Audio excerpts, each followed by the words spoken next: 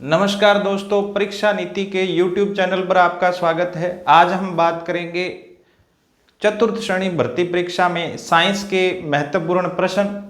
तो देखते हैं, सबसे पहला प्रश्न है, निम्नलिखित सोडियम यौगिकों में से किसका उपयोग कठोर जल को नरम करने के लिए किया जाता है?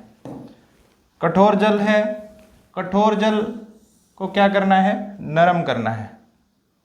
कठोर जल को नरम करना है तो उसके लिए आपको धोने का सोडा यूज करना पड़ेगा। कौन सा? Washing soda. तो वॉशिंग सोडा कौन सा होता है? Na2CO3। वैसे वॉशिंग सोडा का जो फॉर्मूला होता है वो होता है Na2CO3 10H2। ये इसका वॉशिंग सोडा का सूत्र है, याद रख लेना भाई।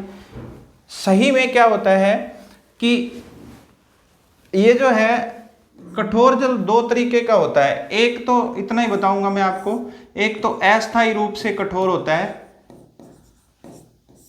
इसको तो आप सिर्फ गर्म करके जल को साफ कर सकते हैं। एक होता है स्थायी कठोर। स्थायी कठोर के लिए आपको ये वाला जो है सोडियम कार्बोनेट यूज करना पड़ता है, वॉशिंग सोडा यूज करना पड़ता है। नेक्स्ट क्वेश्चन पर चलते हैं।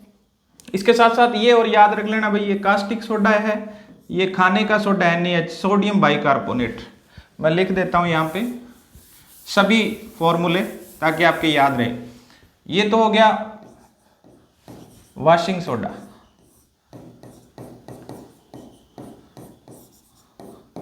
दूसरा हो गया, ये जो हो गया ये आपका खाने का सोडा हो गया। थोड़ा खाना चाहिए, ज्यादा दिक्कत करता है ये भी, खाने का सोडा हो गया। तीसरा ये जो है ये कास्टिक सोडा बोला जाता है इसको, कास्टिक सोडा। तो ये तीन प्रकार के सोडे हैं, सोडियम यौगिक, ये तीनों सोडियम यौगिक हैं। नेक्स्ट जो क्वेश्चन है हमारा वो देखते हैं, कठोर जल में निम्नलिखित में से कौन अधिक मात्रा में उपस्थित होता है? तो एक्चुअल में क्या है कि जो कठोर जल है, कठोर जल, इसमें एक तो सोडियम लवण होते हैं, एक तो कैल्शियम लवण होते हैं। क्या होते हैं? कैल्शियम लवण, कैल्शियम लवण। और एक होते हैं इसमें मैग्नीशियम लवण।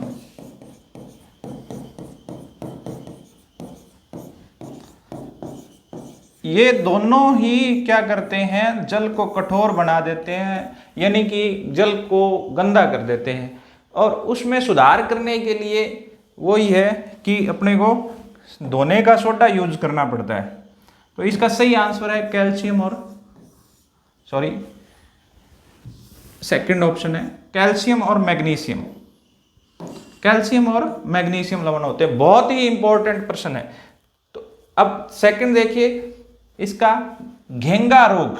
घेंगा रोग जो है उसका उपचार करने के लिए, घेंगा यानी कि अपने जैसे आयोडीन की कमी से हो जाता है, छोटे बच्चों में गले में निकल आता है, उसको बोलते हैं गलघोटू या घेंगा रोग बोलते हैं। उसका जो आयोडीन की कमी से होता है, तो इसलिए इसका आंसर आ जाएगा आयोडीन 131 का उपयोग किया जाता है औषधि के रूप में। इसके अलावा है कोबाल्ट 60। तो कोबाल्ट 60 का यूज कैंसर में किया जाता है, कैंसर में, कैंसर के उपचार में। ये सारे समस्थानिक है, इंपॉर्टेंट है। और सोडियम 24 जो है इसका यूज किया जाता है आपका कि जैसे बड़ी बड़ी पाइपलाइन लगी रहती है, उसमें जो रिसाव होता है उसको रोकने के लिए। तो पाइपलाइन में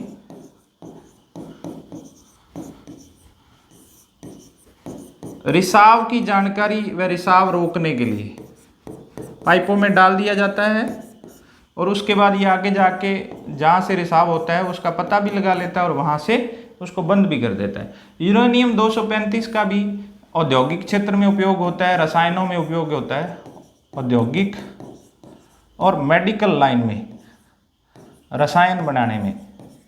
तो ये सारे अलग अलग इसके उपयोग हैं। सही आंसर इसका है घेंगा रोग के उपचार में किस आइसोटोप का समस्थानिक का उपयोग किया जाता है, तो आयोडीन 131 इसका आंसर आ जाएगा। 4 प्रश्न करवा रहा हूँ, एक एक में देखना ध्यान से, ऐसे टॉपिक ऐसे जो है लेके आया हूं मैं ऑप्शन। निम्नलिखित में से कौन सी गैसें शीतल पेय पदार्थ, ठंडे जो पेय पदार्थ है, जैसे आप कोल्ड ड्रिंक पीते हैं, कोल्ड ड्रिंक की बात कर रहे हैं, तो कोल्ड ड्रिंक में जैसे ही आप वो उसमें जो गैस बनती है कोल्ड ड्रिंक में आप देखते हैं, तो वो जो निकलता है वो कार्बन डाइऑक्साइड होता है। एक्चुअल में कार्बन डाइऑक्साइड जल्दी घुल जाती है, पानी में घुलनशील होती है अच्छी तरीके से और ज़्यादा मात्रा में घुल सकती है। तो ये बहुत इंपॉर्टेंट प्रश्न है। तो इसमें कार्बन डाइऑक्साइड होती है। जितने भी पेय पदार्थ हैं जैसे कोल्ड ड्रिंक हो गया जो ठंडे हैं, उनमें को निश्चित रूप से CO2 का उपयोग किया जाता है। नेक्स्ट क्वेश्चन देखते हैं अपने, क्या इनमें से क्या रक्त स्कंदन में सहायक है? आपने पढ़ा होगा साइंस में छोटी क्लासेज में, रक्त स्कंदन का मतलब है रक्त का थक्का। रक्त का थक्का, रक्त का थक्का मतलब रक्त जो है, जैसे चोट लग गई, चोट लगने के बाद कुछ लोगों के रक्त रुकता नहीं है, जैसे हीमोफीलिया रोग हो जाता है उनके, वो किसके कारण होता है? वो विटामिन के की कमी के कारण होता है। क्योंकि विटामिन के का मुख्य उपयोग क्या है कि वो रक्त का थक्का जमाती है, रक्त का थक्का जमाती है। जैसे ही रक्त निकलता है चोट में से, थोड़ी देर बाद रक्त बंद हो जाता है, थक्का जम जाता है, हमारे कोई चोट लगती है तो। लेकिन ये जो है विटामिन के की अगर कमी हो जाए तो रक्त का थक्का नहीं बनता है, जिसको अपने कहते हैं हीमोफीलिया रोग हो गया। क्या कहते हैं? हीमोफीलिया रोग। तो इसका आंसर आ जाएगा विटामिन के जो थक्का जमाने में सहायक है। इसके अलावा विटामिन ए है, डी है, ठीक है। डी ना हो तो रिकेटस हो जाता है, इसकी कमी से रिकेटस रोग हो जाता है, ठीक है। इसी प्रकार विटामिन ए के भी बहुत सारे उपयोग हैं। नेक्स्ट क्वेश्चन देखते हैं अपने। नेक्स्ट क्वेश्चन है आहार नली में अंगों द्वारा स्रावित कौन सा रस वसा के पाचन में महत्वपूर्ण भूमिका निभाता है? तो जो हमारी आहार नाल है, जिस प्रकार से ये हमारा आहार नाल है, यहाँ पे इस तरीके से हमारा पेट होता है, तो इसमें अलग अलग एंजाइम निकलते हैं, एंजाइम निकलते हैं जो पाचन में सहायक हैं। और इधर हमारा लीवर भी होता है, इस प्रकार से अगर अपने बनाए ऐसे करके इस प्रकार से, तो लीवर के नीचे यहाँ पे क्या होता है? पित्ताशय होता है, ये इसके साथ जुड़ा रहता है, इसको बोलते हैं पित्ताशय। तो पित्ताशय से निकलता है पित्त, क्या निकलता है? पित्तरस। पित्तरस जो है वो आगे जाके ऐसे करके आगे हमारी आहार नली होती है उसमें जाता है और ये वसा को पचाने में सहायक होता है। तो एक तो हो गया पित्तरस और दूसरा अग्नाशय। ये अग्नाशय हमारा इसके साथ अग्नाशय भी होता है, जिसको अपने पेनक्रियाज बोलते हैं, इस प्रकार से अग्नाशय। तो अग्नाशय से बहुत सारे रस निकलते हैं, तो पित्त रस और अग्नाशय रस इसका आंसर आ जाएगा। आहार नली से में अंगों द्वारा स्रावित कौन सा रस पाचन में महत्वपूर्ण भूमिका निभाता है? तो एक तो पित्त रस होता है, पित्त रस होता है और एक अग्नाशी रस होता है। नेक्स्ट क्वेश्चन देखते हैं अपने। निम्नलिखित में से कौन सा रासायनिक परिवर्तन का उदाहरण है? देखो, रासायनिक परिवर्तन में शर्त क्या होती है? अगर रासायनिक परिवर्तन होता है तो रासायनिक परिवर्तन में एक जो पदार्थ है उससे एक नया पदार्थ बन जाएगा, नया पदार्थ, और उसके जो संगठन में परिवर्तन आ जाएगा, संगठन में चेंज आ जाएगा। और संगठन में परिवर्तन आता है वो ही क्या होता है? रासायनिक परिवर्तन होता है। भौतिक परिवर्तन में भौतिक अवस्था बदलती है। भौतिक परिवर्तन में क्या बदलती है?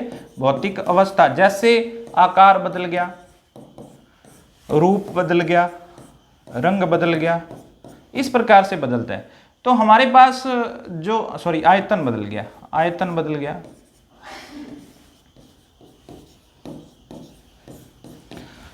तो हमारे पास इसका आंसर क्या है केमिकल रिएक्शन होती है, मतलब टोटली मोम पिघलती तो है, लेकिन मोम पिघलने के बाद भी मोम तो मोम ही रहता है, उससे दोबारा मोम बनाया जा सकता है। तो ये तो है भौतिक परिवर्तन। लोहे का गर्म करना, अब लोहे में कुछ भी, अब गर्म कर लें लोहे को, नया आकार दे रहे हैं, लेकिन लोहा तो लोहा है, ये चेंज नहीं हो रहा उसका संगठन, तो ये भी भौतिक परिवर्तन है। पानी में चीनी जितनी मर्जी घोल लो, वापस उसकी चाशनी बन जाएगी, फिर उसको आप वापस ठंडा करके वापस क्या बना सकते हो, चीनी बना सकते हो, तो ये भी भौतिक है। तो एक ऑप्शन हमारे पास बचता है, हवा में मैग्नीशियम का जलना। जैसे ही हवा में मैग्नीशियम जलती है,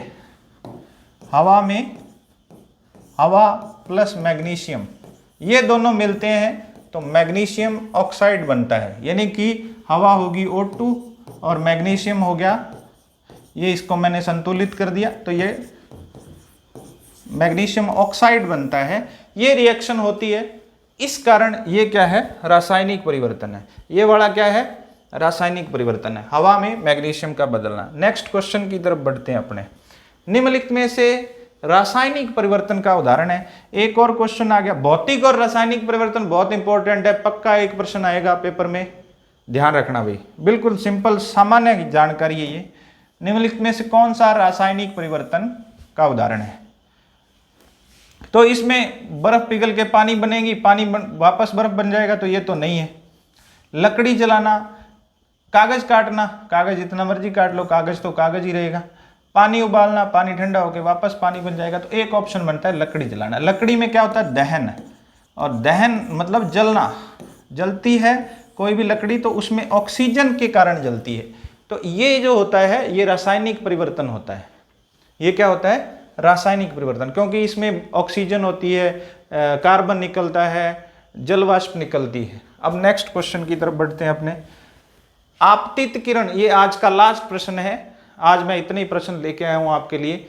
आपतित किरण और परावर्तित किरण के बीच का कोण 80 डिग्री है, तो आपतित कोण का मान कितना होगा?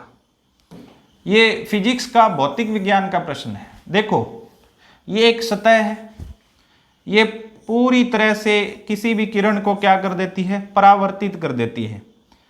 अब अगर ये परावर्तित करती है इस तरीके से, तो ऐसे एक किरण पड़ी यहाँ से सूर्य की, ये पूरी तरह से इस तरीके से क्या होगी, परावर्तित होगी। तो ये जो है ये एक ये होता है अभिलंब, ये क्या है, अभिलंब। तो अभिलंब के साथ दो कोण बनते हैं, एक तो आपतित कोण और एक परावर्तित कोण। ये तो है आपतन कोण या आपतित कोण,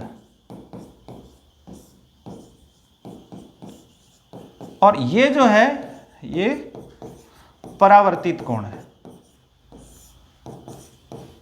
और परावर्तन का नियम कहता है कि आपतित कोण और परावर्तित कोण अगर पूर्ण रूप से किरण जो है वो परावर्तित हो जाती है तो वो दोनों बराबर होते हैं, यानी कि कोण I बराबर कोण R। अब वो दोनों के बीच का कोण दे रखा है, ये आपतित किरण है, ये क्या है, आपतित। आपतित मतलब पड़ने वाली किरण, आपतित किरण, किरण नाम आ रहा है आपतित किरण। और एक होती है ये परावर्तित किरण, परावर्तित किरण। अब इन दोनों के बीच का पूरा ये एंगल दे रखा है आपको, ये एंगल दे रखा है 80 डिग्री। कितना दे रखा है भाई, 80 डिग्री, यानी कि I और R को जोड़ दें तो ये 80 डिग्री। अब ये दोनों बराबर हैं, I भी और R भी, यानी कि ये भी X ये भी X, दोनों मिला के हो गए 80 डिग्री। 2x की वैल्यू होगी 80, x की वैल्यू होगी 80/2, 40 डिग्री। कितनी होगी भाई, 40 डिग्री, यानी कि ये दोनों कोण 40-40 डिग्री के हो गए। सीधी सीधी बात ये, तो इसका आंसर आ जाएगा 40 डिग्री। तो ये थे आपके आज 10 क्वेश्चन, और इनमें 10 नहीं है, ये ज़्यादा क्वेश्चन है। एक एक क्वेश्चन पर अगर आप आराम से देखें तो बहुत अच्छा लगेगा आपको, और निश्चित रूप से लाभदायक होगा। बहुत बहुत धन्यवाद आपका, फिर से मिलते हैं अगली क्लास में।